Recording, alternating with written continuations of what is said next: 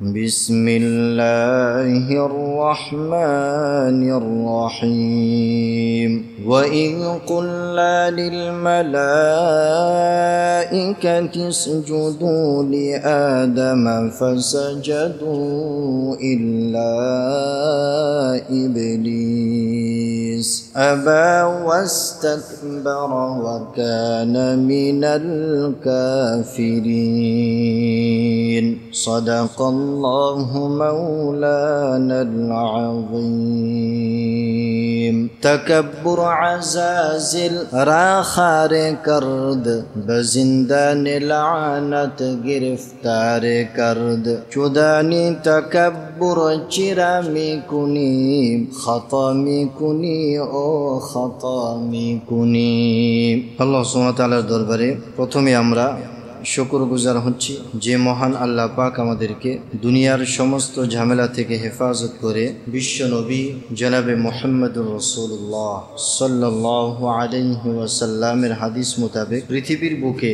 সর্বশ্রেষ্ঠতম জায়গা মসজিদে এনে এশারের নামাজ জামাতের সহিত আদায় করে পবিত্র কোরআনের মজলিসে কোরআনের ছাত্র হয়ে বসার তৌফিক আল্লাহ পাক আমাদেরকে দান করেছেন। এজন্য আমরা প্রত্যেকেই অন্তরস্থল থেকে বলি আলহামদুলিল্লাহ। সম্মানিত হাজিরিন, আমি আপনাদের সম্মুখে সূরাতুল বাকারার 34 নং আয়াতে কারিমা তেলাওয়াত করেছি। আল্লাহ সুবহানাহু ওয়া তাআলা বলেন, ওয়া ইন কুল্লা লিল মালাইকাতি ইসজুদু লিআদামা ফাসাজাদু ইল্লা ইবলিস। আল্লাহ পাক বলছেন, হে নবী, হে আমার প্রিয় নবী জনাবে মুহাম্মদুর রাসূলুল্লাহ সাল্লাল্লাহু আলাইহি ওয়াসাল্লাম, হে নবী আপনি স্মরণ করুন যখন আমি ফেরেশতাদেরকে বললাম উসজুদু লিআদামা, তোমরা আদমকে সিজদা করো, ফাসাজাদু ইল্লা ইবলিস, সমস্ত ফেরেশতারা সিজদা করলো কিন্তু ইবলিস করলো না, ইবলিস সিজদা করলো না। আবা ওয়াস্তাকবারা, সে সিজদা করতে অস্বীকার করলো এবং সাথে সাথে সে অহংকার করলো। ওয়া কানা মিনাল কাফিরিন, এই সিজদা করতে অস্বীকার করলো এবং অহংকার করলো, এর ফলশ্রুতিতে সে কাফের হয়ে গেল। সে কি হয়ে গেল? কাফের হয়ে গেল। তো সম্মানিত হাজিরিন, তো এই যে 4 নং রুকু সূরাতুল বাকারার 30 নং আয়াত থেকে নিয়ে আল্লাহ সুবহানাহু ওয়া তাআলা হযরত আদম আলাইহিস সালামকে বিশেষ বিশেষ কিছু নিয়ামতের বর্ণনা দিচ্ছেন। ইতিপূর্বেও আমি বলেছি, 1 নম্বর নিয়ামত ছিল যে আল্লাহ পাক হযরত আদম আলাইহিস সালামকে দুনিয়াতে খলিফা হিসেবে পাঠিয়েছেন। খেলাফতের দায়িত্ব আল্লাহ সুবহানাহু ওয়া তাআলা হযরত আদম আলাইহিস সালামকে দিয়েছেন। 2 নম্বর বিশেষ নিয়ামত, আল্লাহ পাক হযরত আদম আলাইহিস সালামকে ইলম দিয়েছেন। তো এই যে খেলাফতের নিয়ামত, ইলমের নিয়ামত, এই সমস্ত নিয়ামত সমস্ত সৃষ্টিজীব থেকে হযরত আদমকে কি করছে? শ্রেষ্ঠত্বতা দান করছে। এর মাধ্যমে মানব জাতি সমস্ত সৃষ্টিজীব থেকে শ্রেষ্ঠ হয়ে গেছে। তো আজকে যে আয়াতে কারিমা আপনাদের সম্মুখে তেলাওয়াত করেছি, এই আয়াতে কারিমার মধ্যে আরও একটি নিয়ামতের কথা আল্লাহ সুবহানাহু ওয়া তাআলা বর্ণনা দিচ্ছেন। সেই নিয়ামতটা হচ্ছে সমস্ত ফেরেশতা এবং জিনদের মাধ্যমে হযরত আদম আলাইহিস সালামকে সিজদা করাইছে। আল্লাহ পাক বলেছেন, হে ফেরেশতা এবং জিন জাতি সকলে মিলে আদমকে সিজদা করো। কি করো বলেন? সিজদা করো। তো এই যে সমস্ত জিন জাতি এবং ফেরেশতাদের মাধ্যমে হযরত আদম আলাইহিস সালামকে যে সিজদা করালেন, এটা আদমের সম্মান বাড়লো না কমলো? বলেন, বাড়লো। অর্থাৎ আল্লাহ পাক বুঝাতে চাচ্ছেন যে একদিকে খেলাফতের নিয়ামত দিয়েছি, অপরদিকে এলেম, 3 নম্বর নিয়ামত দান করলাম। ফেরেশতা এবং জিন জাতি প্রত্যেককে আদমকে সিজদা করানোর মাধ্যমে আল্লাহ পাক বুঝাতে চাচ্ছেন ফেরেশতা এবং জিন জাতির চাইতেও আদম জাতি হচ্ছে শ্রেষ্ঠ। সুবহানাল্লাহ বলেন। ফেরেশতা এবং জিন জাতি সকলের চাইতে শ্রেষ্ঠ জাতি কে বলেন? মানব জাতি। কে জাতি? মানব জাতি। আল্লাহ পাক এই আয়াতে কারিমার মধ্যে আল্লাহ পাক এটা বুঝাতে চাচ্ছে। তাহলে দেখেন, এই আয়াতে কারিমার মধ্যে একটা প্রশ্ন আসে, আপনারা প্রশ্ন করতে পারেন। প্রশ্নটা কি? প্রশ্নটা হচ্ছে যে আদম তো আল্লাহ পাকের একটা সৃষ্টি, মাখলুক। যিনি সৃষ্টি করেন তিনি হচ্ছেন খালেক। আল্লাহ পাক হচ্ছেন আমাদের খালেক। আর আমাদেরকে আল্লাহ পাক যেহেতু সৃষ্টি করেছেন, আমরা হচ্ছে আল্লাহ পাকের কি মাখলুক। তো আদম তিনিও একজন মাখলুক। তিনি কি একজন মাখলুক। ফেরেশতা তারাও মাখলুক, জিনজাতি তারাও মাখলুক। তো সেজদা তো হয় আল্লাহর জন্য, ইবাদতের জন্য। সেজদা তো হয় স্রষ্টার জন্য, মাখলুকের জন্য তো কোনো সেজদা হয় না। এটা হৃদয়ের মধ্যে প্রশ্ন আসে কিনা বলেন? অবশ্যই আসে। তো এই যে আল্লাহ পাক সমস্ত ফেরেশতা এবং জিনজাতির মাধ্যমে যে আদমকে সেজদা করাইলেন, এটা কি ভুল করাইলেন? কারণ সেজদা তো আল্লাহর জন্য হবে। কোনো মাখলুককে তো সেজদা করতে পারে না। এটা তো শিরকের অন্তর্ভুক্ত হয়ে যায়। এই প্রশ্ন কিন্তু আমাদের অনেকের দিলের মধ্যে কি আসতে পারে। উত্তর হচ্ছে, দেখেন, সেজদা দুই প্রকার। সেজদা কয় প্রকার বলেন? দুই প্রকার। আর সুজুদু লিল ইবাদা, ইবাদতের জন্য সেজদা করা। দুই নম্বর হচ্ছে আর সুজুদু লিত তাজিম, সম্মান বা আদব প্রদর্শনের জন্য কি করা? সেজদা করা। ইবাদতের জন্য সেজদা করা এবং আদব সম্মান দেখানোর জন্য কি করা? সেজদা করা।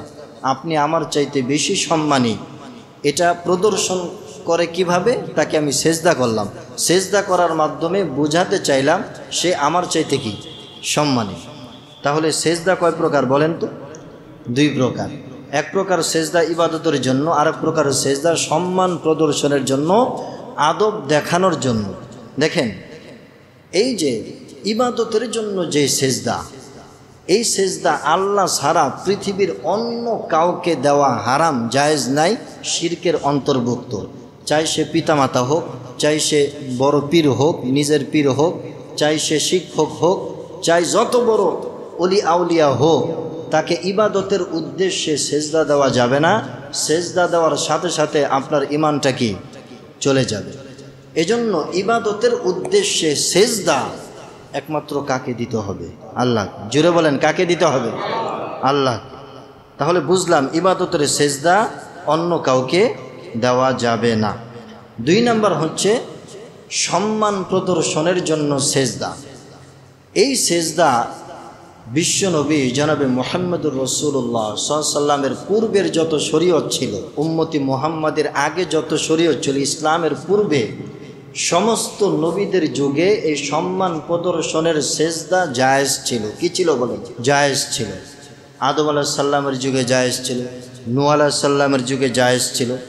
আপনারা যদি সূরা ইউসুফ পড়েন, কোন সূরা বলেন?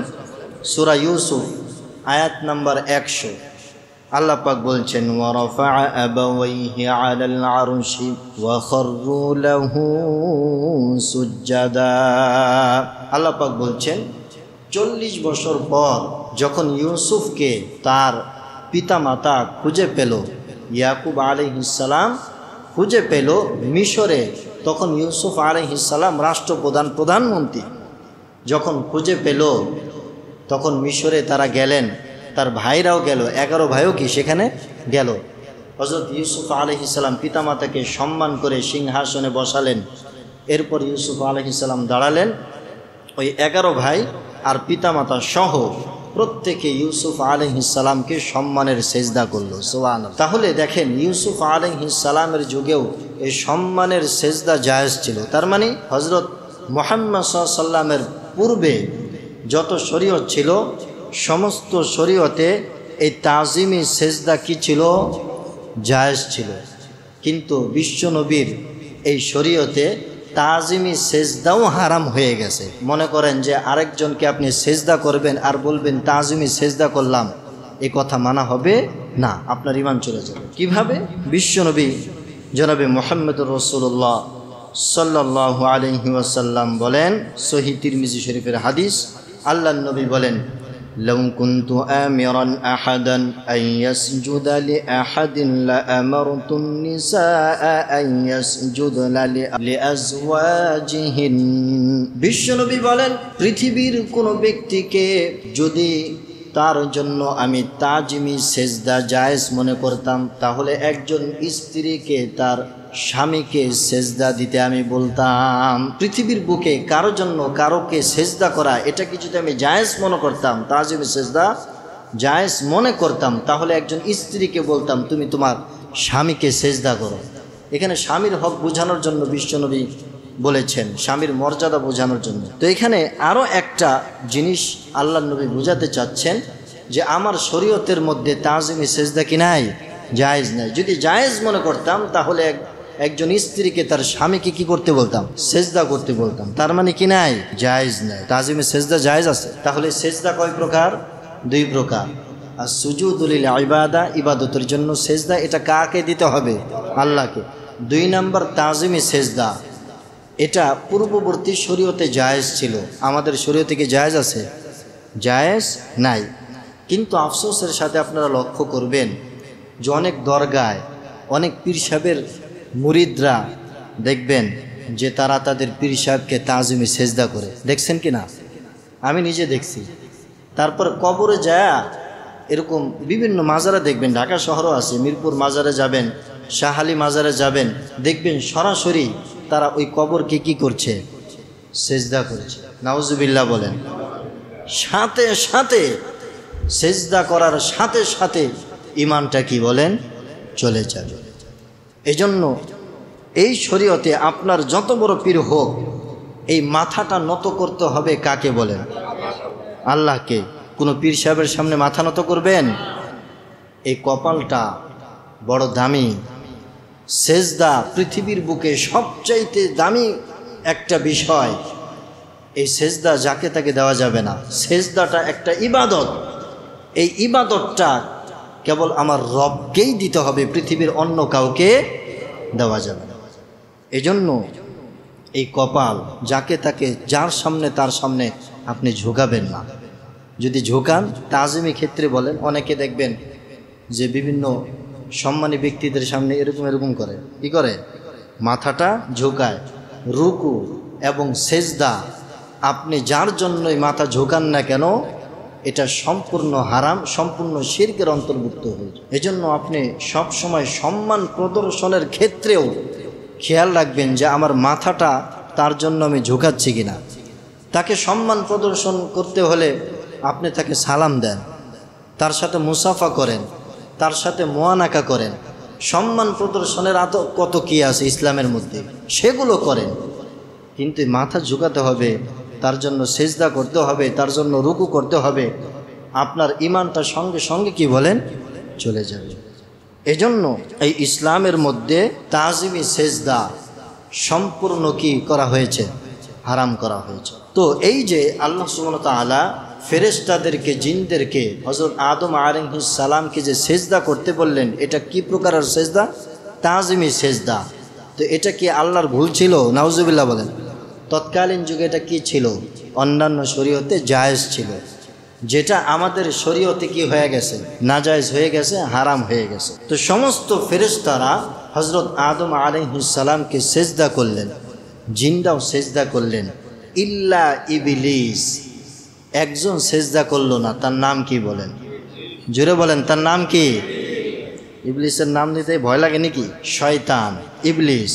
সে কি বলল? আল্লাহ পাক বলছেন আবা ওয়াস্তাকবারা। এই ইবলিস সে সেজদা করতে অস্বীকার করলো, সাথে সাথে অহংকার করলো। সে সেজদা করলো না, সেজদা করতে আল্লাহর আদেশকে অমান্য করলো। কি করলো বলেন? আল্লাহর আদেশকে অমান্য করলো, অবাধ্য হলো। দেখেন আমাদের সমাজের মধ্যে অনেকে নামাজ পড়তে পারে না। নামাজ পড়া আমাদের জন্য ফরজ, আল্লাহর বিধান। এই বিধানটা আমাদের পালন করতেই হবে। কিন্তু অনেকে বিভিন্ন কারণে পারে না। সে ফাসেক, সে কিন্তু কাফের না। সে যে নামাজ পড়ছে না এটা তার জন্য কি হবে? গুনাহ হবে। কিন্তু সে কিন্তু ইসলাম থেকে বের হয়ে যায় না। হ্যাঁ, সে যদি নামাজ পড়ে না, সাথে সাথে বলে নামাজ কি, নামাজ কোন ইবাদত হলো, নামাজ বিশ্বাস করি না, এই কথা যদি বলে তাহলে সে কি হয়ে যাবে? কাফের হয়ে যাবে। তো শয়তান এখানে আল্লাহ পাক সেজদা করতে বলছেন।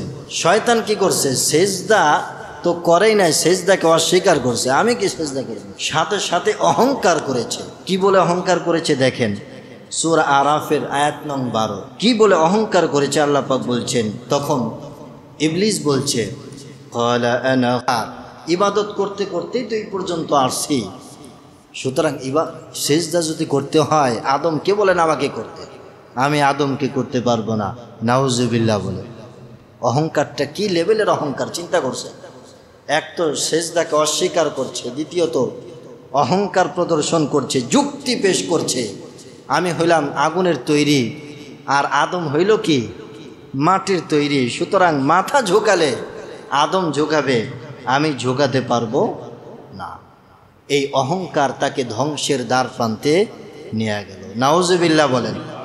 দেখেন, অহংকার পৃথিবীর বুকে সর্বপ্রথম গুনাহ এবং সবচাইতে বড় গুনাহ। পৃথিবীর বুকে যদি আপনি বলেন যে হুজুর সর্বপ্রথম গুনাহটা কি, এই পৃথিবীর বুকে সবচাইতে প্রথম কি গুনাহ হয়েছে, সেই গুনাহটা হচ্ছে অহংকারের গুনাহ।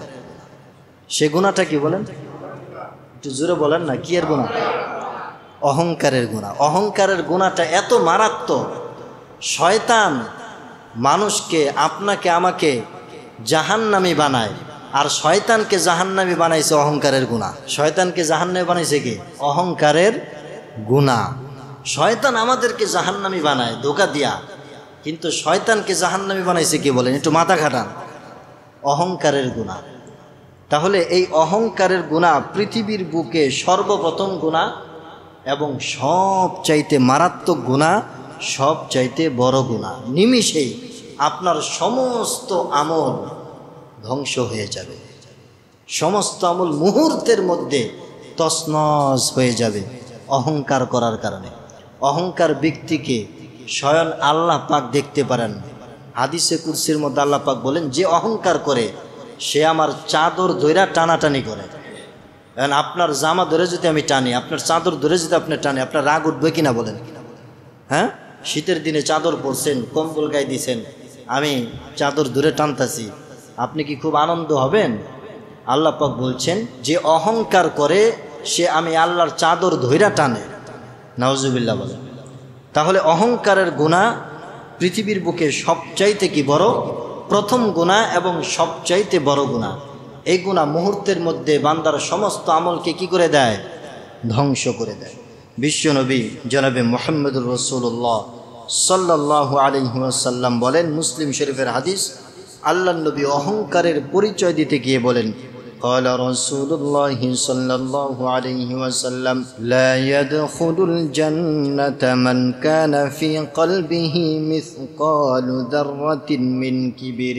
বিশ্বনবী বলেন, ওই ব্যক্তি যার হৃদয়ের মধ্যে অনুপরিমাণ শস্য দানা পরিমাণ অহংকার বিদ্যমান আছে, ওই ব্যক্তি জান্নাতের ঘ্রাণও পাবে না। নাউজুবিল্লাহ। আল্লাহ নবী বলেন, ফাকালা রাজুলুন, একজন সাহাবী দাঁড়িয়ে গেলেন, আল্লাহ নবীকে জিজ্ঞাসা করলেন, হে আল্লাহর রাসূল, বুঝলাম যার হৃদয়ের মধ্যে দানা পরিমাণ অহংকার থাকবে সে জান্নাতে যেতে পারবে না। হ্যাঁ, ইন্নার রাজুলা ইউহিব্বু আন ইয়াকুনা সাওবাহু হাসানান, একজন ব্যক্তি সে পছন্দ করে উন্নত মানের জামা পরিধান করতে, ভালো পোশাক পরিধান করতে, ওয়া না'লাহু হাসানান, এবং ভালো ভালো জুতা পরিধান করতে সে পছন্দ করে। সে এটাকে উৎফুল্ল মনে করে এবং পবিত্রতার কারণ মনে করে। অনেকে আছে না, সবাই নর্মাল জিনিস পরিধান করতে পারে না, সবাই চায় যে একটু পরিপাটি থাকতে, এরকম আছে না সমাজের মধ্যে। তো একজন ব্যক্তি জিজ্ঞাসা করলেন, হে আল্লাহর রাসূল, কেউ চায় তার পোশাকটা নতুন হোক, তার জুতাটা নতুন হোক, একটু পরিপাটিভাবে থাকতে, সে কি অহংকারী? আল্লাহ নবী বললেন, ইন্নাল্লাহা জামিলুন ইউহিব্বুল জামাল, আল্লাহ পাক হচ্ছেন সুন্দর এবং তিনি সৌন্দর্যকে পছন্দ করেন। সুবহানাল্লাহ। বিশ্বনবী অহংকারের সংজ্ঞা দিয়ে বললেন, আল কিবরু বাতারুল হাক্কি ওয়া গমতুন নাস। বিশ্বনবী বলেন, অহংকারের সংজ্ঞা হচ্ছে সত্যকে অস্বীকার করা, সত্যকে অমান্য করা। কি করা বলেন?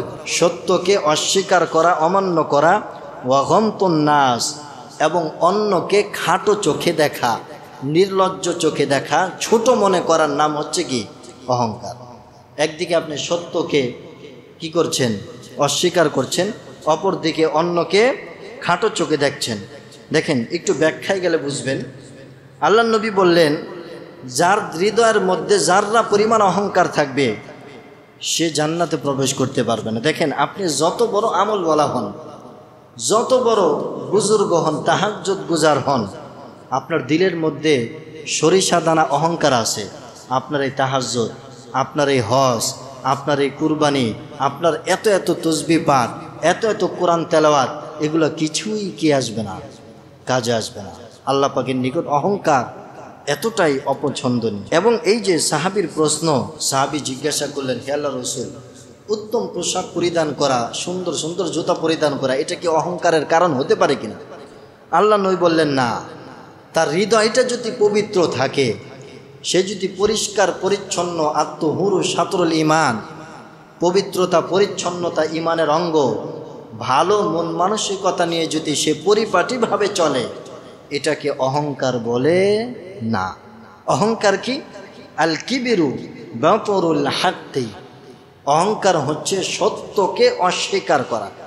যেমন একজন কোরআন হাদিসের কথা আপনাকে বলল, ভালো কোনো বুজুর্গের কথা বলল, ভালো কোনো উক্তি আপনাকে বলল, সুন্দর একটা কথা বলল, সত্য কথা, আপনি এইভাবে চলেন, আপনি তার কথা শুনে বলে, এই কোরআন হাদিসকে আমার চাইতে ভালো বুঝো নাকি? তুমি আমার ছোট, তোমার এরকম জ্ঞানের কথা বলতে গেছি কি? তোমার বেশি বেশি এরকম জ্ঞানের কথা আমার সামনে জ্ঞান ফলাও।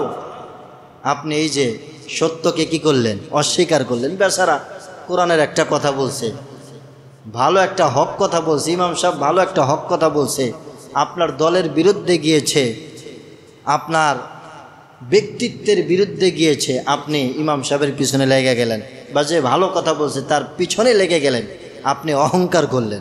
আপনার মধ্যে যদি অহংকার না থাকতো, তাহলে কোশ্চিন কালেও আপনি এই সত্যটাকে অনুধাবন করতেন, স্বীকার করে নিতেন, কোশ্চিন কালেও এটার বিরুদ্ধাচরণ আপনি করতেন না। বিশ্বনবী কত সুন্দর কথা বললেন।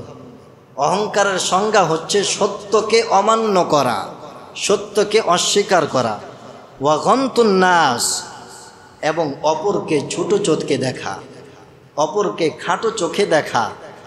আপনি ধনসম্পদ আছে, আপনার এলেম কালাম আছে, আপনি ভালো পরিবারে জন্মগ্রহণ করছেন, তাই বলে নর্মাল ফ্যামিলিতে জন্মগ্রহণ করছে, যার টাকা পয়সা নাই, রিক্সাওয়ালা ভ্যানওয়ালা, যার সমাজের মধ্যে তেমন একটা দাম নাই, আপনি তার সাথে যা তা ব্যবহার করতে পারেন না। যদি করেন তাহলে বোঝা যাবে যে আপনার মধ্যে কি আছে বলেন? অহংকার আছে। আর এই অহংকার নিয়ে যদি আপনি কবরে যান, জান্নাতের ঘ্রাণ পাবেন? এজন্য দেখেন, অহংকার সম্পর্কে কয়েকটা বিষয় দেখেন, অহংকারের ভয়ঙ্কর কয়েকটা আলামত আছে। 5টা আলামত আপনাদেরকে বলবো। এই 5টা আলামত যদি আপনার আমার মধ্যে থাকে, তাহলে বুঝবেন। আরও অনেক আলামত আছে, কিন্তু সময় সংক্ষিপ্ততার কারণে 5টা আলামত আপনাদেরকে বলছি। এই 5টা আলামত যদি আপনার আমার মধ্যে থাকে, তাহলে বুঝবেন যে আমি একজন অহংকারী। 1 নম্বর আলামত দেখেন, নিজেকে অন্যের চাইতে ভালো মনে করা। নিজেকে অন্যের চাইতে কি মনে করা বলেন? ভালো মনে করা। নিজেকে অন্যের চাইতে পুত পবিত্র মনে করা, শ্রেষ্ঠ মনে করা। এটা করেছিল কে? শয়তান। কে? আনা খায়রুম মিনহু খালাকতানি মিন নারিন ওয়া খালাকতাহু মিন তিন। হে আল্লাহ, আদমকে কেন সিজদা করব? আমি তো আগুনের তৈরি, আদম তো মাটির তৈরি, সিজদা করলে সে আমাকে করবে, আমি করব কেন? আদমের চাইতে নিজেকে শয়তান কি করছে? ইবলিস কি করছে? শ্রেষ্ঠ মনে করেছে। আল্লাহ পাক বলেন, দাঁড়া, আমি একটা হুকুম করলাম, তুই পালন করলি না, উল্টা আদম মাটির তৈরি আর তুই আগুনের তৈরি, শ্রেষ্ঠত্ব ফলাচ্ছিস, তোর গলায় আমি লানতের তক্তা ঝুলাই দিলাম, যা। নাউজুবিল্লাহ বলেন। এজন্য অহংকারের এই ব্যাড গুণটা আপনার মধ্যে আছে কিনা, যে নিজেকে উত্তম মনে করা, অপরের চাইতে। নিজেকে কি মনে করা? অপরের চাইতে উত্তম মনে করা। এটা যদি আপনি মনে করেন যে আমি একজন ভালো ধনসম্পত্তিওয়ালা, আমি একজন ভালো হাফেজ, আমি একজন ভালো অমুক তমুক, এই যে অমুকের চাইতে আমি শ্রেষ্ঠ, অমুকের চাইতে আমি এদিক দিয়ে শ্রেষ্ঠত্ব, এরকম যদি মনে করেন, তাহলে মনে করবেন যে আপনার মধ্যে অহংকারের প্রথম ধাপ কি চলে এসেছে। তখন এই অহংকারকে কিভাবে দূরীভূত করা যায়, এর পিছনে মেহনত মুজাহাদা করতে হবে। তাহলে 1 নম্বর বললাম কি বলেন? নিজেকে অন্যের চাইতে শ্রেষ্ঠ মনে করা। এটা যদি আপনার আমার মধ্যে থাকে তাহলে আজ থেকে এই খারাপ গুণটাকে কি করতে হবে? বের করতে হবে। 2 নাম্বার হচ্ছে ভুল হলে ভুল স্বীকার না করা। আমরা কি সব কাজ কি সঠিক করি বলেন? সব কাজ সঠিক করি না। যদি কখনো ভুল হয়ে যায় এই ভুলটাকে কি করতে হবে? স্বীকার করতে হবে। বিশ্বনবী বললেন, কুল্লু বানি আদম খাত্তাউন ওয়া খায়রুল খাত্তাইনা আত-তাওয়াবুন। বনি আদম কম বেশি সকলেই ভুল করে, আর সমস্ত ভুলকারীদের মধ্যে শ্রেষ্ঠ ভুলকারী হচ্ছে তওবাকারী। ভুল করছে তওবা করে, ভুলটাকে স্বীকার করে ওই ব্যক্তি হচ্ছে সবচাইতে উত্তম ভুলকারী। সুবহানাল্লাহ। বিশ্বনবী বললেন, বনি আদমের সবাই কম বেশি ভুল করে, কিন্তু সমস্ত ভুলকারীদের মধ্যে শ্রেষ্ঠ ভুলকারী কে বলেন? তওবাকারী, যে নিজের ভুলটাকে স্বীকার করে। হযরত আদম আলাইহিস সালাম যখন জান্নাতের মধ্যে ভুল করলেন, বের হয়ে সর্বপ্রথম যে দোয়াটা করেছিলেন, রব্বানা যালামনা আনফুসানা ওয়া ইল্লাম তাগফির লানা ওয়া তারহামনা লানাকুনান্না মিনাল খাসিরিন। হে আল্লাহ, শয়তানের ধোঁকায় পড়ে আমি ভুল করে ফেলেছি, আমি আমার ভুলকে স্বীকার করছি। মাওলা, দয়া মায়া করে আমার ভুলগুলোকে তুমি মাফ করে দাও। সুবহানাল্লাহ। আল্লাহ পাক আদমের ভুলটাকে কি করলেন? মাফ করে দিলেন। আর শয়তান ভুলের ক্ষমা চায় নাই, ভুল স্বীকার করে নাই, তার গলায় লানতের তক্তাকে ঝুলাই দিলেন। নাউজুবিল্লাহ। এজন্য সম্মানিত হাজিরিন, ভুল যদি হয়ে যায় তাহলে ভুলটাকে স্বীকার করার মন মানসিকতা রাখতে হবে। আপনি ভুল করেন, ভুল স্বীকার করেন না, ঘাড়তারামি করেন, হ্যাঁ আমার থেকে ভুল হইতে পারেনি, এই মন মানসিকতা পোষণ করেন, তাহলে আপনি অহংকারের দ্বিতীয় ধাপের মধ্যে আসেন। অহংকার আপনার মধ্যে কি আছে? এজন্য অনেক সময় স্ত্রী স্বামীকে ভুল ধরে দেয়। স্ত্রী কি করে? স্বামীকে ভুল ধরে দেয়। যদি আপনি মাথা দিয়ে খাটাবেন, আসলে যদি ভুল হয়, ভুলটাকে কি করবেন? স্বীকার করবেন। সন্তান পিতাকে ভুল ধরে দেয়, চিন্তা করবেন যে আমার সন্তান ছোট হতে পারে, কিন্তু এটা তো আমার ভুল, আমি মুরব্বী দেখে, বাবা দেখে ভুলটা স্বীকার করব না। বিষয়টা এমন না। শিক্ষক ছাত্রকে ভুল ধরে দেওয়ার সময় ছাত্র শিক্ষককে ভুল ধরে দেয়, ভুল স্বীকার করার মন মানসিকতা রাখতে হবে। যদি এই ভুল স্বীকার করার মন মানসিকতা না থাকে তাহলে বুঝবেন যে আপনার মধ্যে অহংকার আছে। আপনার মধ্যে কি আছে বলেন? অহংকার আছে। এজন্য আজকে থেকেই এই খারাপ গুণটাকে আমাদের মন থেকে বের করতে হবে। 3 নাম্বার, অন্যকে হেয় করা, অপমান করা। অন্যকে কি করা? হেয় করা, অপমান করা। এই খারাপ গুণটা যদি আপনার মধ্যে থাকে তাহলে মনে করবেন আপনার মধ্যে অহংকার আছে। হযরত বিলাল হাবশী রাদিয়াল্লাহু তাআলা আনহু, তার নাম জানে না এমন কেউ আছে বলেন? সকলেই জানে। তো এই বিলাল হাবশী রাদিয়াল্লাহু তাআলা আনহুকে একবার একজন সাহাবী তিনি বললেন, তুমি একজন বাদীর ছেলে, তুমি একজন কি বলেন? বাদীর ছেলে। তো এই যে বিলাল রাদিয়াল্লাহু তাআলা আনহুকে কালো মেয়ের ছেলে বা বাদীর ছেলে এরকম একটা কটাক্ষ করলেন, বিশ্বনবী শুনে এটা খুবই মনক্ষুণ্ণ হলেন। ওই সাহাবীকে তৎক্ষণাৎ আল্লাহর নবী রেগে গিয়ে বলেন, ইন্নাকা ইমরুউন ফিকা জাহিলিয়াতুন, তুমি এমন একটা দুর্গন্ধযুক্ত কথা তোমার মুখ দিয়ে বলে ফেলেছো যেটা জাহিলি যুগেই একমাত্র লোকেরা বলতো। তুমি সাহাবী হয়ে একজন সাহাবীকে এত বড় কথা বললা, একজন বাদীর ছেলে, একজন কালো মহিলার ছেলে, এটা তুমি কিভাবে বললা আমার বেলাল? এটা তো হতে পারে না, সাথে সাথে তওবা করো। তো বিশ্বনবী তখন বললেন যে বর্ণ, গোত্র, ভাষা আমার উম্মতের মধ্যে বিভিন্ন তবকার মানুষ থাকবে। এক বর্ণের মানুষ, এক ভাষার মানুষ যদি আরেকজনকে কটাক্ষ করে, আমি নবী এটাকে সহ্য করতে পারবো না, সে আমার উম্মতের অন্তর্ভুক্ত থাকতে পারবে না। নাউজুবিল্লাহ। এজন্য ওই সাহাবীকে সতর্ক করে দিলেন, তওবা করো। ওই সাহাবীও তওবা করলেন।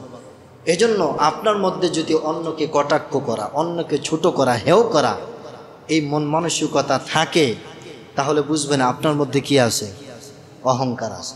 4 নাম্বার হচ্ছে কাউকে উপদেশ নিতে অপমানজনক মনে করা। মনে করেন যে আমাদের সমাজের মধ্যে অনেক লোক কেমন আছে, আমরা উপদেশ নিতে চাই না। উপদেশ কি করতে চাই না? উপদেশ নিতে চাই না, উপদেশ দিতে পছন্দ করি। কিন্তু একজন থেকে জ্ঞান নিতে হবে, উপদেশ নিতে হবে, এই মন মানসিকতা আমার নাই। দেখবেন কথা যখন বলে না, অনেকে কথা বলে, বন্ধু বান্ধব, কিছু বন্ধু আছে দেখবেন সে কথা শুধু বইলাই যায়, কথা শুনতে সে রাজি না। আপনি যে তাকে একটু কথা বলবেন যে বন্ধু শোনো, সে কথা শুনতে রাজি না, সে তার কথা কি সে বললেই কি বাঁচে। এই প্রকারের লোক আমাদের সমাজে আছে না নেই? কথা বলে অভ্যস্ত, কথা শোনার মন মানসিকতা নাই। উপদেশ দিতে অভ্যস্ত, উপদেশ শোনার মন মানসিকতা নাই। আপনি যদি উপদেশ দিতেই থাকেন, উপদেশ দিতে দিয়ে একসময় উপদেশ শেষ হয়ে যাবে। সুতরাং উপদেশ, জ্ঞান যদি আহরণ করতে চান, আপনার উপদেশ শুনতে হবে। যত বেশি শুনবেন তত বেশি আপনার মধ্যে কি আসবে? জ্ঞান আসবে। আপনি শুনবেন বেশি, বলবেন কম। কি বলেন? শুনবেন বেশি, বলবেন কম। তো এজন্য এই যে 4 নাম্বার একটা খারাপ গুণ, মানুষ কারো উপদেশ নিতে চায় না, উপদেশ দিতে কি করে? পছন্দ করে। অথচ সাহাবায়ে কেরামের মধ্যে উল্টা ছিল, তারা উপদেশ শুনতে পছন্দ করতেন উপদেশ দেওয়ার চাইতে। হযরত উমর ফারুক রাদিয়াল্লাহু তাআলা আনহু খলিফাতুল মুসলিমিন মেম্বারে বসে বক্তৃতা করছেন। তো বক্তৃতা করছেন শুক্রবার দিন, জুমার দিন। তখন তো মহিলারাও পাশে নামাজ পড়তো। তো একজন বয়োবৃদ্ধ মহিলা তার বক্তৃতার মধ্যে ভুল ধরলেন যে হুজুর, আপনি যে বক্তৃতাটা দিলেন, এই বক্তৃতার মধ্যে এই বিষয়টা আমার মনোপুত হলো না, কোরআন ও হাদিসের অনুযায়ী হলো না, আমার মনে হচ্ছে আপনি এটাকে পাস করেন, এটাকে আপনি ফিরিয়ে নেন। তখন তিনি খলিফাতুল মুসলিমিন, পুরা অর্ধ পৃথিবীর বাদশা। আপনি চিন্তা করেন আজকাল কি এরকম সম্ভব? আপনি কোনো রাষ্ট্রনায়ককে যা ভুল ধরেন তো আপনার খবর করে ছেড়ে দিবে। তো ভুল ধরলেন, আশপাশ থেকে অনেক লোক ওই মহিলার উপর খেপে গেল। খলিফাতুল মুসলিমিন চিৎকার মেরে বললেন, আসাবাত ইমরাআতুন ওয়া আখতা উমারু। ওই মহিলা সত্য বলেছে, উমর ভুল করেছে, ওই মহিলাকে তোমরা কিছু বলো না। সুবহানাল্লাহ। এটা ছিল রাষ্ট্রনায়কের কি বলেন এত বড়, যে তিনি উপদেশ শুনেছেন। এত বড় একজন রাষ্ট্রনায়ক হওয়া সত্ত্বেও তিনি যদি সামান্য একজন প্রজা মহিলার উপদেশ শুনতে পারেন, আপনি আমি কি হয়েছি? আপনি আমি কি হয়েছি? কি বড় আব্দুল্লাহ হয়ে গেছি যে একজন ভাইয়ের উপদেশ শুনতে পারবো না? যদি তার উপদেশটা শোনার মতো হয় তাহলে অবশ্যই তার উপদেশটা কি শুনবো। চাই সে ছোট ভাই হোক, চাই সে সন্তান হোক, চাই সে আমার স্ত্রী হোক, চাই সে আমার ছাত্র হোক, চাই সে আমার কর্মচারী হোক, যেই হোক, তার মুখ থেকে যেই উপদেশটা বের হচ্ছে এটা যদি সুন্দর হয়, মানার মতো হয়, অবশ্যই ওই উপদেশটা আমার কি করতে হবে? নিতে হবে, শুনতে হবে। 5 নাম্বার হচ্ছে দেখেন, নাম, পদ, বংশ, সম্পদ, রূপ এসব নিয়ে গর্ব করা।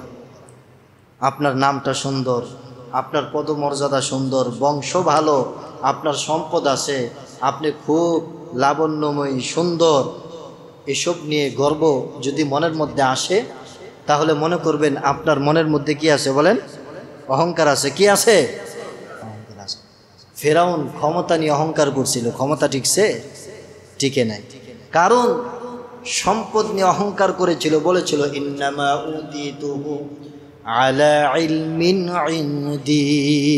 মুসা আলাইহিস সালাম বলেছিল, হে কারুন, কারণ ছিল তার চাচাতো ভাই, বলেছিল হে কারুন, তোমাকে তো আল্লাহ পাক অনেক ধন সম্পত্তি দিয়েছে, তুমি অভাবী বান্দাদের উপর কিছু সম্পদ খরচ করো। তো কারণ বলছে এই সম্পদ আল্লাহ দিয়েছে, মানে আমি আমার জ্ঞান বুদ্ধি দ্বারা এই সম্পদ আমি অর্জন করেছি। আল্লাহ কারা? আমার জ্ঞান বুদ্ধি যদি না থাকতো সম্পদ কি আমনে আসমান থেকে পড়তো? আমার জ্ঞান বুদ্ধি দ্বারা আমি কি করছি? সম্পদ অর্জন করেছি। এখন আমাদের সমাজের মধ্যে এমন লোক আছে না নাই বলেন? জ্ঞান বুদ্ধি দ্বারা সম্পদ অর্জন করে জাকাত দিব, কি জাকাত দিব, কি দান সৎকার করব? আমি যদি আমার বুদ্ধি না থাকতো, আমার জ্ঞান বুদ্ধি না থাকতো, জনবল না থাকতো, আমি কি সম্পদ অর্জন করতে পারতাম? আরে ভাই, আল্লাহ পাক যদি আপনাকে পাগল বানায় দেয়, পৃথিবীর কেউ আছে আপনার ব্রেনকে আপনাকে ভালো সুস্থ করবে? পৃথিবীর কেউ না। ব্রেনটাকে যদি একটু উল্টায় দেয়, আল্লাহ পাক কত সুস্থ রেখেছেন। তো এই যে সম্পদ বলেন, চেহারা বলেন, তারপরে জ্ঞান বলেন, এগুলো নিয়ে কখনো গর্ব করা যাবে বলেন? কখনো গর্ব করা যাবে না। আল্লাহ পাক বলেন আমি কোনো বান্দার চেহারার দিকে তাকাই না, আমি কোনো বান্দার ধনসম্পত্তির দিকে তাকাই না, আমি কোনো বান্দার বংশের দিকে তাকাই না, আমি বান্দার হৃদয়ের দিকে তাকাই, আমি বান্দার আমলের দিকে তাকাই। সুবহানাল্লাহ। ইন্না আকরামাকুম ইনদাল্লাহি আতকাকুম, আমি আল্লাহর নিকট সবচাইতে সম্মানিত ব্যক্তি ওই ব্যক্তি যার হৃদয়ের মধ্যে তাকওয়া আছে, যার হৃদয়টা অহংকার মুক্ত, ওই ব্যক্তি আমি আল্লাহর নিকট সবচাইতে সম্মানিত। সুবহানাল্লাহ। এজন্য এই 5টা খারাপ গুণ যদি আপনার আমার মধ্যে থাকে তাহলে মনে করবেন আপনি আমি অহংকারের মধ্যে আসি। আজকে থেকে এই 5টা গুণকে হৃদয়ের থেকে ভিতর থেকে কি করতে হবে? বের করতে হবে। কিভাবে বের করবেন আপনাদেরকে পদ্ধতি বলে দিচ্ছি। অহংকার থেকে মুক্ত থাকার 5টা পন্থা আপনাদেরকে আমি বলে দিচ্ছি। অহংকার থেকে কিভাবে মুক্ত থাকবে? 1 নম্বর পন্থা হচ্ছে আত্মসমালোচনা করবেন। নিজেকে নিয়ে কি করবেন? দৈনিক আত্মসমালোচনা করবেন যে আমি যে নামাজটা পড়লাম, আমার নামাজটা কি আল্লাহ তাআলা কবুল করছে? আমি যে আজকে এই ইবাদতটা করলাম সারাদিন, কতটুকুন ইবাদত বন্দেগী আমার দ্বারা হয়েছে, কতটুকুন আমার দ্বারা মানুষ কষ্ট পাইছে? আমি কি আজকে সারা দিনে কোনো মানুষের সাথে মিথ্যা কথা বলেছি? কোনো মানুষকে ঠকাইছি? কোনো মানুষ কি আমার দ্বারা আজকে কষ্ট পেয়েছে? এটা নিয়ে আপনি নিজেকে নিয়ে কি করবেন? আত্মসমালোচনা করবেন। আল্লাহ পাক বলছেন, ইয়া আইয়ুহাল্লাযীনা আমানুত্তাকুল্লাহা ওয়ালতানজুর নাফসুম মা কদ্দামাত লিগাদ। আল্লাহ পাক বলেন, ওই বান্দার অন্তরে কোনো অহংকার থাকতে পারে না যে বান্দার হৃদয়ের মধ্যে তাকওয়া আছে এবং আখেরাতের আমল নিয়ে সে সদা সর্বদা ফিকিরে থাকে। ওই বান্দার হৃদয়ের মধ্যে কোনো অহংকার থাকতে পারে না। সুবহানাল্লাহ। আপনার হৃদয়ের মধ্যে যদি তাকওয়া থাকে, আখেরাতে আমাকে দেখেন, আপনি একটু বুকে হাত দিয়ে বলেন তো, আপনি আমি জান্নাত কামাই করার জন্য কতটুকুন চেষ্টা করি বলেন তো সারাদিন? যদি সামনে ভিক্ষুক আসে তাহলে 2 টাকা দেই। আমি কি আপনাকে ভিক্ষুককে খুঁজা খুঁজা টাকা দিই? খুঁজা খুঁজা দান করি? বলেন কয়জন খুঁজা খুঁজা দান করি? যদি খুঁজা খুঁজা দান করেন তাহলে বুঝবেন যে আপনার মধ্যে জান্নাত কামাই করার শখ আছে। আর যদি খুঁজা খুঁজা দান না করেন, খুঁজা খুঁজা ইবাদত বন্দেগী না করেন, তাহলে মনে করবেন যে এখনও জান্নাত কামাই করার টেন্ডেন্সি, মন মানসিকতা আমার হৃদয়ের মধ্যে এখনও আনতে পারি নাই। দুনিয়া উপার্জনের পিছনে আমরা কত মেহনত মুজাহাদা করি, কিন্তু জান্নাত কামাই করার জন্য কতটুকুন পদক্ষেপ, কতটুকুন পর্যালোচনা, কতটুকুন আপনি সামনে নেজামুল আওকাত বানাইছি? বানাইনি। এজন্য আল্লাহ পাক বলছেন যে আখেরাতকে কামাই করার ফিকিরে যে বান্দা থাকে, ওই বান্দার হৃদয়ের মধ্যে কোনো অহংকার থাকতে পারে না। এজন্য খলিফা উমর রাদিয়াল্লাহু তাআলা আনহু সারা অর্ধ পৃথিবীর বাদশা ছিলেন। রাতের বেলায় ঘুমাতে যাওয়ার আগে কি বলতেন শুনবেন? ঘুমাতে যাওয়ার আগে রাতে আয়নার সামনে দাঁড়াতেন এবং বলতেন, ইয়া উমারু মাযা ফাআলতা আল ইয়াওমা লিল আখিরাতি। হে উমর, তুমি আজকে সারাদিন আখেরাতের জন্য কি কি করেছো একটু হিসাব তুমি আমাকে দাও। সুবহানাল্লাহ। উমর নিজের হিসাব নিতেন যে উমর, আজকে সারাদিনটা তুমি আখেরাতের জন্য, আখেরাত কামাই করার জন্য তুমি কি কি করছো আমাকে একটু বলো। এই হিসাবটা কি আপনি আমি নেই? সারাদিন ঘুমাইতে যাই আমরা, মোবাইল টিপতে টিপতে ঘুমায়া যাই, আবার ঘুম থেকে উঠে মোবাইলটা কি টিপি, কোনো ফিকির নাই, কোনো কিছু নাই। অথচ আল্লাহ পাক বলেন যে একজন আখেরাতের ফিকিরওয়ালা বান্দা তার হৃদয়ের মধ্যে কি থাকতে পারে না? বলেন অহংকার থাকতে পারে না। তাহলে অহংকার হৃদয় থেকে বের করার 1 নম্বর পন্থা কি বলেন? আত্মসমালোচনা। কি করা? আত্মসমালোচনা। নিজেকে নিয়ে সমালোচনা করুন, তাহলে নিজের মধ্যে কি থাকবে না? অহংকার থাকবে না। এক যুবক ব্যক্তি এক বুজুর্গ ব্যক্তির পাশ দিয়ে হেঁটে যাচ্ছিলেন, হঠাৎ বুজুর্গ ব্যক্তির গা যুবক ব্যক্তির সাথে একটু লেগে গেছে। অনেক সময় হয় না, লেগে গেছে। যুবক ব্যক্তি সে বুজুর্গ ব্যক্তিকে বলছে, বয়স হয়েছে, চোখে দেখেন না নাকি? আমি কোন বংশের লোক জানেন? চোখ খুলে কিন্তু হাতে ধরাই দেব। চিনেন মিয়া? আমি কে চিনেন আপনি? তখন বুজুর্গ ব্যক্তি ওই যুবক ব্যক্তিকে একটি আরবি কবিতা বলছে, একটি পংক্তি বলছে। যে তুমি কে, তোমার পরিচয় আমি দিলাম, শোনো যুবক, তুমি কে? আউয়ালুকা নুতফাতুন কাদিরাতুন, তুমি হচ্ছ, তোমার শুরুটা হচ্ছে একটা নুতফা, নাপাক একটা ফুটা। আমাদের শুরুটা কি বলেন? নাপাক এক ফুটা থেকে আপনি আমি সবাই তৈরি না? নাপাক এক ফুটা বীর্য থেকে তৈরি। ওয়া আখিরুকা জিফাতুন কাদিয়াতুন, এবং তোমার শেষটা হচ্ছে পচা গলা। তুমি যখন লাশ হয়ে যাইবা, দুর্গন্ধে তোমাকে কেউ এক মুহূর্ত, একদিন ঘরের মধ্যে রাখতে চাইবে না। অনেকে রাস্তাঘাটে মারা যায়, বা অনেকে মনে করেন যে মসজিদেই মারা গেল, বা অনেকে বাড়ির বাহিরে মারা যায়। তারে কি ওই তার যেখানে শোয়ার রুম ছিল ওই শোয়ার রুমে পর্যন্ত কি উঠানো হয় না। ওই মসজিদ থেকে খাটিয়া টাটিয়া নিয়া এরপরে বাহির থেকে তাকে গোসল টুসল দিয়া বাস কোথায় নিয়ে যাওয়া হয়?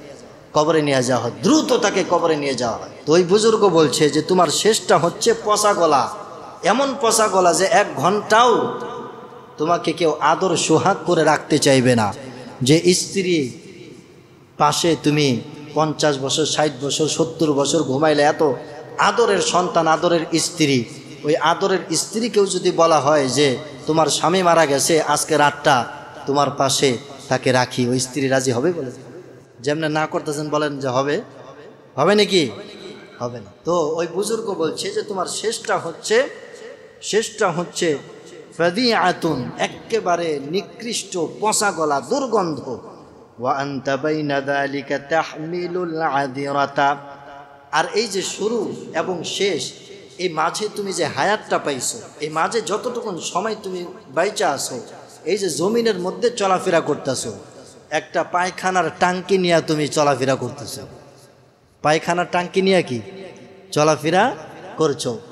আপনি মনে রাগ করবেন না, আপনি দেখেন প্রত্যেকের শরীরের মধ্যে একটা বাথরুমের টাঙ্কি আছে কিনা বলেন। এই পেটটা যদি ফাড়া হয়, এখান থেকে মধু বেরোবে, সুগন্ধি বেরোবে নাকি? হ্যাঁ, পায়খানা বের হবে। তো এই বাথরুমের একটা টাঙ্কি নিয়ে সদা সর্বদা আপনি আমি কি ঘোরাফেরা করছি। তো বুজুর্গ বলছে তোমার শুরুটা হচ্ছে নাপাক 1 ফুটা দিয়া, শেষটাও পচা গলা, আর মাঝখানে যেই কয়দিন বাইচা আছো গুয়ের একটা টাঙ্কি নিয়ে তুমি ঘোরাফেরা করতেছো। এই হলো তোমার পরিচয়। ওই যুবক যখন শুনেছে, চোখ দিয়ে তার পানি ঝরঝর করে পড়ছে, আর বলছে যে বুজুর্গ আমাকে মাফ করে দেন, আমার পক্ষ থেকে ভুল হয়ে গেছে। দেখেন, এভাবে যদি আপনি আমি নিজেকে নিয়ে একটু সমালোচনা করতে পারি, আমি কে, কোথায় ছিলাম, কিভাবে আছি, কোথায় যাব, নিজের মধ্যে কি অহংকার থাকতে পারে বলেন? কোশ্চিন কেন অহংকার থাকতে পারে না। তাহলে অহংকার থেকে মুক্ত হওয়ার 1 নম্বর পন্থা হচ্ছে নিজেকে নিয়ে একটু সমালোচনা করবেন। নিজেকে নিয়ে কি করবেন? সমালোচনা করবেন। 2 নম্বর হচ্ছে সমস্ত নিয়ামত আল্লাহর পক্ষ থেকে। সমস্ত নিয়ামত কি? আমি যা কিছু ভোগ করতেছি সব কিছু কি আল্লাহ পাকের দান। এই চোখটা, এই মুখটা, স্ত্রী, সন্তান, সম্পদ, যা কিছু আমার আছে সব কিছুই কার দান বলেন? আল্লাহ পাকের দান, নিজের কোনো কিছুই না। এই মন মানসিকতা যখন আপনি পোষণ করবেন, আপনার হৃদয়ের মধ্যে কি থাকবে না? অহংকার থাকবে না। আল্লাহ পাক বলেন কুল ইন্নাল ফাদলা বিয়াদিল্লাহি ইউতিহি মান ইয়াশা। বান্দা, তোমার যত নিয়ামত আছে এটা তোমার হাতের কামাই না, এগুলো আল্লাহ পাকের পক্ষ দেওয়া নিয়ামত। শুকরিয়া করো, আল্লাহ পাক নিয়ামত বাড়াই দিবে। শুকরিয়া না আদায় করলো কি নিয়ামত ছিনায় নিবে। তো আপনি আমি যখন সমস্ত নিয়ামতগুলো মনে করবো যেগুলো সব আল্লাহ পাকের পক্ষ থেকে দেওয়া, তখন অহংকার আমাদের ভিতরে থাকতে পারবে না। এক ব্যক্তি এসে আল্লাহ রসুলকে খুব প্রশংসা করছে, হুজুর আপনি এত বড় নবী, আপনি এত সুন্দর, আপনার বংশ এত ভালো, আপনি এই, আপনি সেই, নানান রকম প্রশংসা করছে। বিশ্বনবী তখন তাকে ধমক দিয়ে বললেন, লা তুতরুনি কামা আতরাতিন নাসারা ইবনু মারইয়াম। হে আমার সাহাবী, তুমি আমার এমন প্রশংসা করো না যেমন প্রশংসা ঈসা ইবনে মারইয়ামকে খ্রিস্টানরা করেছে। ঈসা ইবনে মারইয়ামকে কি খ্রিস্টানরা করেছে? ঈসা হইল আল্লাহর পুত্র, ঈসার মা হইল আল্লাহর কি নাউজুবিল্লাহ ওয়াইফ। একেবারে প্রশংসা করতে করতে আল্লাহ পর্যন্ত কি তাকে পৌঁছায় দিছে। এমন প্রশংসা তোমরা করো না। আমি একজন, বরঞ্চ তুমি বলো যে আমি একজন সাধারণ আল্লাহর বান্দা এবং তার গোলাম। এভাবে বলো, যদি এভাবে বলো আমি নবী এটা কি পছন্দ করি। সুবহানাল্লাহ। এভাবে কি করি? পছন্দ করি। একজন নবী, তার প্রশংসা করা হচ্ছে, প্রশংসা পছন্দ করছে, বলছে যে আমার প্রশংসা করার দরকার নাই, সাধারণভাবে বলো যা আবদুহু ওয়া রাসূলুহু, আমি আল্লাহর একজন বান্দা এবং তার একজন কি সাধারণ গোলাম রাসূল। এভাবে যদি পরিচয় দাও আমি নবী, এটাকে প্রাউড ফিল করব, এটাকে আমি নিজের জন্য সম্মানজনক মনে করব। সুবহানাল্লাহ। তাহলে 2 নম্বর কি বললাম বলেন? যা কিছু নিয়ামত আছে সব কিছুই কি আল্লাহর পক্ষ থেকে দেওয়া নিয়ামত, কোনো কিছুই আমার পক্ষ থেকে না। 3 নম্বর হচ্ছে সাধারণ মানুষের সাথে মিলেমিশে চলা। সাধারণ মানুষের সাথে কি করবেন? আপনি মিলেমিশে চলবেন। আপনি এমন ভাব নেবেন না যে আপনি কি না কি হয়ে গেছেন। আপনি নামাজ পড়তে আসছেন, একজন এলাকার মানুষ সাধারণ কিন্তু ভালো, তাকেও সালাম দিলেন, যে উচ্চ লেভেলের তাকেও কি দিলেন? সালাম দিলেন। সকলের সাথে আপনি সমতা বজায় রেখে কি চললেন। এটাই ছিল সাহাবায়ে কেরামদের নীতিরীতি, এটাই ছিল বিশ্বনবীর রীতিনীতি। এক মহিলা সাহাবী, তিনি এসে বিশ্বনবীকে খুঁজতেছেন, মজলিসের মধ্যে বসে আছে, আল্লাহ নবীকে খুঁজতেছেন। মান মিনকুম মুহাম্মাদিন, ওই মহিলা এসে বলছেন যে তোমাদের মধ্যে মোহাম্মদকে, মোহাম্মদকে তো পার্থক্য করা যাচ্ছে না, তিনি যদি নবী হন তাহলে তো তিনি খুব খানকার সাথে, পীর সাহেবরা যেমন খানকায় একেবারে বসে থাকে, তো তিনি তো এরকমভাবে বসে থাকবেন, তো তার পার্থক্য করা যাচ্ছে না, মোহাম্মদটা কে? তখন হাদার রাজুলু আল আবয়াদু মুত্তাকিউ, এক ব্যক্তি বলল যে এই যে তিনি হচ্ছেন মোহাম্মদ, যিনি সুন্দর, যিনি হেলান দিয়ে বসে আছেন, তিনি হচ্ছেন কি মুহাম্মদ সাল্লাল্লাহু আলাইহি ওয়াসাল্লাম। তাহলে দেখছেন প্রত্যেকটা সাহাবী একেবারে নিম্ন শ্রেণীর থেকে নিয়ে একেবারে উঁচু পর্যন্ত প্রত্যেকটা সাহাবী প্রত্যেকেই মনে করতেন যে আল্লাহর রসুল আমাকেই হয়তো সবচাইতে বেশি মহব্বত করতেন। আল্লাহ রসুল কি করতেন? আমাকেই হয়তো সবচাইতে বেশি মহব্বত করতেন। বেলাল হাবশি যেমন মনে করতেন, উমর রাদিয়াল্লাহু তাআলা আনহু তেমনই মনে করতেন। প্রত্যেকটা সাহাবী মনে করতেন যে আল্লাহ রসুল হয়তো আমাকে বেশি মহব্বত করতেন, কারণ প্রত্যেকটা সাহাবীর সাথে আল্লাহ রসুল এমনভাবে চলাফেরা করতেন কেউ বুঝতেই পারতো না যে সকলের মাঝে কি আছে, পার্থক্য আছে। এজন্য আপনি আমি যখন সকলের সাথে সমান তালে উঠা বসা করব, তখন আমাদের মধ্যে কি থাকতে পারবে না? অহংকার থাকতে পারবে না। 4 নম্বর হচ্ছে ছোটদের সম্মান করুন, বড়দের শ্রদ্ধা করুন। এই জিনিসটা এখন আমাদের মধ্যে নাই। ছোটদেরকে আমরা স্নেহ করতে জানি না, তারপরে কি করতে, আদর করতেও জানি না। বড়দেরকে ছোটরা তো এখন সম্মান একেবারে করেই না। বিশ্বনবী বলেন লাইসা মিন্না মাল্লাম ইউআক্কির কাবীরানা ওয়া ইয়ারহাম সগীরানা।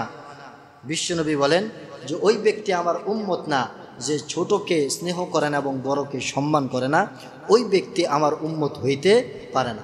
একজন ছোট মানুষ যখন বড়কে সম্মান করবে, একজন বড় মানুষ যখন ছোটকে সম্মান করবে, তখন বোঝা যাবে যে তার মধ্যে কি নাই, কোনো অহংকার নেই। বিশ্বনবী জনাবে মুহাম্মদুর রাসূলুল্লাহ সাল্লাল্লাহু আলাইহি ওয়াসাল্লাম সবাইকে আগে আগে সালাম দিতেন, এমনকি বাচ্চা পোলাপান তারাও কোনো দিন আল্লাহর নবীকে আগে সালাম দিতে পারে নাই। সুবহানাল্লাহ। আল্লাহর নবী এভাবে ছোটদের সাথে চলতেন এবং বড়দের সাথে এভাবেই চলতেন। তো আপনি আমি যদি ছোটকে স্নেহ করতে পারি, বড়কে সম্মান করতে পারি, তাহলে আপনি আমার মধ্যে কি থাকতে পারে না? অহংকার থাকতে পারে না। 5 নম্বর দেখেন, আপনি মাটির কথা স্মরণ করুন, কবরের কথা স্মরণ করবেন, মৃত্যুর পরের জিন্দেগির কথা স্মরণ করবেন, তাহলে আপনার অহংকার থাকতে পারবে। আল্লাহ পাক বলেন মিনহা খালাকনাকুম ওয়া ফিহা নুঈদুকুম ওয়া মিনহা নুখরিজুকুম তারাতান উখরা। আল্লাহ পাক বলেন ও বান্দা, তুমি কিভাবে অহংকার করছো? আমি আল্লাহ তোমাকে মাটি দ্বারা তৈরি করেছি, এই মাটির নিচে একদিন তোমাকে যেতে হবে, পুনরায় জিন্দা হয়ে আমি আল্লাহর সামনে একদিন তোমাকে দাঁড়াতে হবে। আপনি যখন চিন্তা করবেন এই মাটির তলে, আমার দেহটা তো মাটি, এই মাটির নিচে আমি একদিন চলে যাব, অন্ধকার কবরে চলে যাব, যে কবরে কোনো সাথী নাই, কোনো বন্ধু নাই, সে কবরে আমাকে একা একা থাকতে হবে। আপনার হৃদয়ের মধ্যে কোনো দিন কোশ্চিনকালেও তখন অহংকার বাসা বাঁধতে পারবে। হযরত উসমান রাদিয়াল্লাহু তাআলা আনহু যখন কবর দেখতেন সবচাইতে বেশি কাঁদতেন। সাহাবায়ে কেরাম জিজ্ঞাসা করতেন, হুজুর আপনি জাহান্নামের কথাবার্তা শুনলে কাঁদেন না, হাসরের কথা শুনলে কান্দেন না, কিন্তু যখনই কবর দেখেন তখনই সবচাইতে বেশি ক্রন্দন করেন। কারণটা কি? বললো যে দেখো, কবরটা হচ্ছে সবচাইতে বড় ঘাঁটি। জাহান্নামে যে যায় অন্তত তার 1-2 জন সাথী সে পাবে, জাহান্নামে সাথী পাবে। তাকালে দেখবে অমুক সাথী পাবে। যে জান্নাতে যাবে সেও সাথী পাবে। কিন্তু কবর এমন একটা জায়গা, সেখানে কোনো সাথী নাই। সেখানে কি নাই? সাথী নাই, একা একা থাকতে হবে। এজন্য আমি কবর দেখলেই কাঁদি। কবর দেখলেই কি? এজন্য কবরের কথা চিন্তা করবেন, তাহলে মনের মধ্যে কি আসতে পারবে না? অহংকার আসতে পারবে। তাহলে অহংকার থেকে বাঁচার 5টা পদ্ধতি আপনাদেরকে বললাম। এখন সংক্ষিপ্তভাবে অহংকার থেকে বাঁচার 6টা আমল আপনাদেরকে বলবে, সংক্ষিপ্তভাবে শেষ করে দেবে। 1 নম্বর আমল হচ্ছে, যদি আপনি মনে করেন আপনি একজন অহংকারী, আপনার মধ্যে অহংকার আছে, তাহলে আপনি বেশি বেশি রোজা রাখবেন। কি রাখবেন বলেন? বেশি বেশি রোজা রাখবেন। এই রোজা আপনার অহংকারকে ভেঙে চুরে চুরমার করে দিবে। বিশ্বনবী বলেন, আসিয়ামু জুন্নাতুন, এই রোজা হচ্ছে ঢাল স্বরূপ, অহংকারকে চূর্ণ বিচূর্ণ করে দেওয়ার কি ঢাল স্বরূপ। আপনি যখন রোজা রাখা শুরু করবেন, তখন অহংকার আপনার দিলের মধ্যে কি থাকতে পারবে। সংক্ষিপ্তভাবে বলছি। এরপরে দেখেন 2 নাম্বার হচ্ছে, রাতের বেলা তাহাজ্জুদ নামাজ পড়ুন। রাতের বেলা যদি আপনি তাহাজ্জুদ নামাজ পড়েন, আপনি দোয়া করে আল্লাহর নিকট ক্রন্দন করে চোখের পানি ফেলেন, তাহলে আপনার দিলের মধ্যে কি থাকতে পারে না? অহংকার থাকতে পারে না। কারণ যে ব্যক্তি রাতের বেলায় আল্লাহর জন্য কাঁদে, সে কি দিনের বেলায় মানুষকে তুচ্ছ তাচ্ছিল্য করতে পারে? কোশ্চিন কালেও করতে পারে না। ওয়াবিল আসহারি হুম ইস্তাগফিরুন, আল্লাহ পাক বলেন যে তোমরা রাতের বেলা তাহাজ্জুদ নামাজ পড়ো এবং আমি আল্লাহর নিকট বেশি বেশি ইস্তিগফার করো, এর দ্বারা তোমার দিলের অহংকার কি হয়ে যাবে? দূর হয়ে যাবে। তো এজন্য হাসান বসরি রহমতুল্লাহ আলাইহি তিনি তাহাজ্জুদে কাঁদতেন। তো কেউ একজন জিজ্ঞাসা করলো, হুজুর আপনি এত বড় একজন বুজুর্গ, আপনি রাতের বেলায় এত কান্দেন কেন? এত কান্দার কি দরকার? তো তিনি বলেন যে আমি জানি না আমার কোন গুনার কারণে আমাকে জাহান্নামে জ্বলতে হবে, আমি জানি না। এজন্য আমি রাতের বেলা তাহাজ্জুদ করি এবং ক্রন্দন করি। এজন্য তাহাজ্জুদের আমলের দ্বারা দিলের অহংকার কি হয়? দূর হয়। 3 নম্বর আমল হলো গোপনে দান করা। কি করা বলেন? গোপনে দান করা। আপনি যদি গোপনে দান করেন, তাহলে আপনার দিলের অহংকার কি হবে? দূর হবে। দিলের অহংকার দূর হবে। বিশ্বনবী বলেন, আরশের ছায়ার নিচে 7 শ্রেণীর লোক ছায়া পাবে। তার মধ্যে 1 শ্রেণীর হচ্ছে এমন লোক যে ডান হাত দিয়ে দান করত, বাম হাতেও টের পাইতো না। এমন লোক সে আরশের নিচে কি পাবে? ছায়া পাবে। তো আপনি যখন গোপনে দান করবেন, তখন আপনার দিল থেকে সমস্ত অহংকারগুলোকে ধুয়ে মুছে সাফ করে দিবেন। কে বলেন? আল্লাহ সুবহানাহু ওয়া তাআলা। এজন্য আমি যদি বুঝতে পারি যে আমার দিলের মধ্যে কি আছে বলেন? অহংকার আছে, তাহলে এই গোপনে দান করা আজকে থেকে শুরু করে দিই। কারণ পৃথিবীর কেউ তো দেখছে না। কে দেখছেন? আল্লাহ পাককে দেখছেন। তো আল্লাহ পাককে উদ্দেশ্য করে যখন দান করতে থাকবো, তখন দিলের অহংকারগুলো দূর হবে। 4 নাম্বার হচ্ছে কোরআন তেলাওয়াত করবেন বেশি বেশি, এবং কোরআন তেলাওয়াতটা করবেন বুঝে বুঝে, অর্থ বুঝে বুঝে। যদি কোরআন তেলাওয়াতটা করতে পারেন, তাহলে আপনার দিলের অহংকার কি হবে? দূর হবে। কারণ কোরআনের মধ্যে আল্লাহ পাক কত অহংকারীদের শাস্তির কথা আল্লাহ পাক বর্ণনা করেছেন। এগুলো যখন আপনি বুঝে বুঝে তেলাওয়াত করবেন, তখন আপনার দিলের মধ্যে কি থাকবে না? অহংকার থাকবে না। 5 নাম্বার হচ্ছে, আপনি অহংকার দূর করার জন্য যখনই আপনি টের পাবেন যে আপনার দিলের মধ্যে অহংকার চলে আসছে, সাথে সাথে পড়বেন লা হাওলা ওয়ালা কুওয়াতা ইল্লা বিল্লাহিল আলিয়্যিল আযীম। এই দোয়াটা বেশি বেশি পড়বেন এবং আস্তাগফিরুল্লাহ এই শব্দটা বেশি বেশি বলবেন। লা হাওলা ওয়ালা কুওয়াতা ইল্লা বিল্লাহিল আলিয়্যিল আযীম। একটি চমৎকার ঘটনা আছে। দেখেন, রাসূল সাল্লাল্লাহু আলাইহি ওয়াসাল্লাম এক সাহাবীকে বললেন, তুমি জানো এক বাক্যে কিভাবে তোমার অহংকার ভেঙে যাবে? তুমি কি জানো তোমার দিল থেকে এক বাক্যে অহংকার দূর হবে কোন শব্দ দ্বারা? এটা কি তুমি জানো? সাহাবী বললেন, জি না হুজুর, আপনি একটু শিখিয়ে দেন। আল্লাহ নবী বললেন, যখনই বুঝতে পারবে তোমার দিলের মধ্যে অহংকার, তখনই পড়বে লা হাওলা ওয়ালা কুওয়াতা ইল্লা বিল্লাহিল আলিয়্যিল আযীম। আমার কোনো ক্ষমতা নাই, আমার কোনো সামর্থ্য নাই, আমার কোনো সম্পদ নাই, আমার কোনো কিচ্ছু নাই, সব কিছু আল্লাহর পক্ষ থেকে। সুবহানাল্লাহ। এটা যখন আপনি মনে করবেন, আপনার দিলের মধ্যে অহংকার থাকবে না। এজন্য বুজুর্গানে দিনরা বলেন, দৈনিক কমপক্ষে 100 বার লা হাওলা ওয়ালা কুওয়াতা ইল্লা বিল্লাহ বলবেন। দৈনিক কমপক্ষে কি 100 বার লা হাওলা ওয়ালা কুওয়াতা ইল্লা বিল্লাহিল আলিয়্যিল আযীম করবেন, আপনার দিল থেকে অহংকার দূর হয়ে যাবে। 6 নম্বর আমল হলো, আগে আগে সালাম দিবেন মানুষদেরকে। কি দিবেন? পরিচিত অপরিচিত, যাকে চিনেন জানেন, চিনেন না জানেন না, প্রত্যেককে দেখা হইলে কি দিবেন? সালাম দিবেন। বিশ্বনবী বলেন, যে ব্যক্তি আগে সালাম দিল বারি মিনাল কিবরি, সে অহংকার থেকে মুক্ত হয়ে গেল। সুবহানাল্লাহ। ওয়া আফশুস সালাম, বিশ্বনবী বলেন তোমরা সালামের প্রচার প্রসার ঘটাও। যে ব্যক্তি আগে সালাম দিল সে অহংকার থেকে কি হয়ে গেল? মুক্ত হয়ে গেল। এজন্য আপনি আগে আগে সালাম দেওয়ার জন্য চেষ্টা করবেন। যার সাথে দেখা হোক, দরিদ্র হোক, ধনী হোক, গরিব হোক, যাকে আপনি চিনেন জানেন, চিনেন না, তাকেও কি দিবেন? সালাম দিবেন। সালাম দ্বারা অনেক উপকার, 90টা নেকি পেয়ে গেলেন, সাথে সাথে আপনার দিল থেকে অহংকারটা কি বের হয়ে গেল। সুবহানাল্লাহ। তো এই জন্য এই 6টা আমল আপনি করবেন, তাহলে আপনার দিল থেকে অহংকার বের করে দিবেন কে বলেন? এবার আসেন, এই আয়াত থেকে আমরা কি শিক্ষা নিতে পারি? এই আয়াত থেকে 1 নম্বর শিক্ষা হলো, আল্লাহর আদেশ মানা প্রকৃত সফলতার কারণ। এই আয়াত থেকে আমরা কি শিক্ষা নিতে পারি বলেন? আল্লাহর আদেশ মানা। দেখেন, আল্লাহ পাক ফেরেশতাদেরকে, জিনদেরকে আদেশ করেছিল সেজদা করতে, সবাই সেজদা করছে, ইবলিস সেজদা করে না। তার মানে ফেরেশতারা আল্লাহ পাকের আদেশ মেনেছে, তারা সফল কাম হয়ে গেছে। আর ইবলিস সে কি করে নাই? আল্লাহ পাকের আদেশ মানে নাই, লানতের তক্তা তার গলার মধ্যে ঝুলে পড়ছে। তো এজন্য আল্লাহ পাকের প্রত্যেকটা আদেশ মানা, এটা সফলতার কি বলেন? বড় একটা কারণ। আল্লাহ পাক আমাদেরকে কত আদেশ করেছেন কোরআনের মধ্যে। সুদ খাওয়া যাবে না, ঘুষ খাওয়া যাবে না, নামাজ পড়তে হবে, পরের হক মারা যাবে না। তো এরকম অনেক আদেশ আছে কিনা বলেন? আপনি আমি যদি এই আদেশগুলো মেনে চলি, আল্লাহর আদেশ বুঝি বা না বুঝি, মানা এটাই সফলতার কি চাবিকাঠি।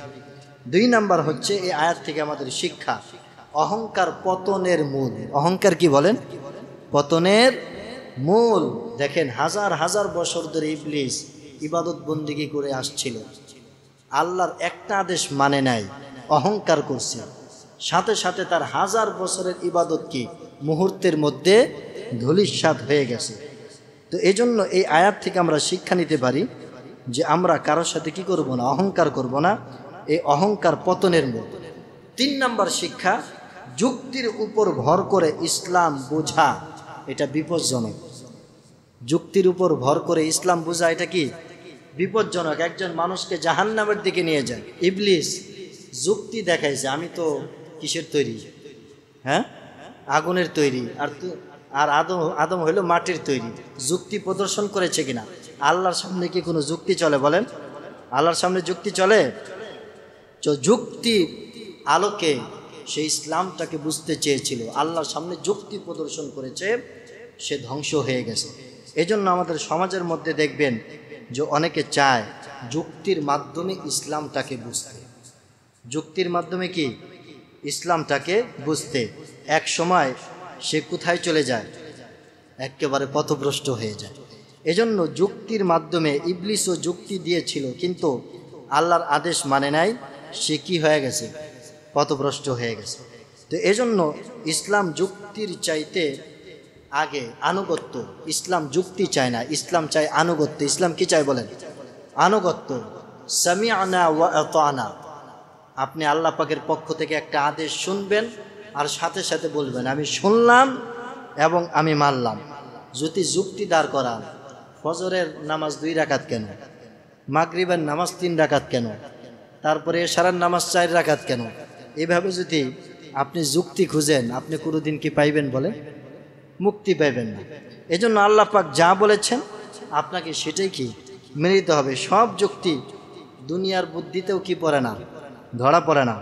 আপনি সব যুক্তি, আপনি যুক্তি দিয়ে যদি দুনিয়াও বুঝতে চান তারপরও বুঝতে পারবেন না। সব যুক্তি দুনিয়ার মধ্যেও কি ধরা পড়ে না। দেখেন রাতে রাতের একজন মানুষ কাঁদতেছে, এখন কেউ কেউ বলে এই লোকটা পাগল, কেউ কেউ বলে কি এই লোকটা পাগল। আল্লাহ বলেন এই কান্না আমার জন্য, আমি তাকে ভালোবাসি। মনে করেন রাতের আধারে একজন তাহাজ্জুদ পড়লো, সে অনেক কান্নাকাটি করতেছে। এখন সে একজন লোক বলল যে এই লোকটা কি পাগল নাকি, এই লোকটা কি পাগল নাকি, কি জন্য কাঁদতেছে?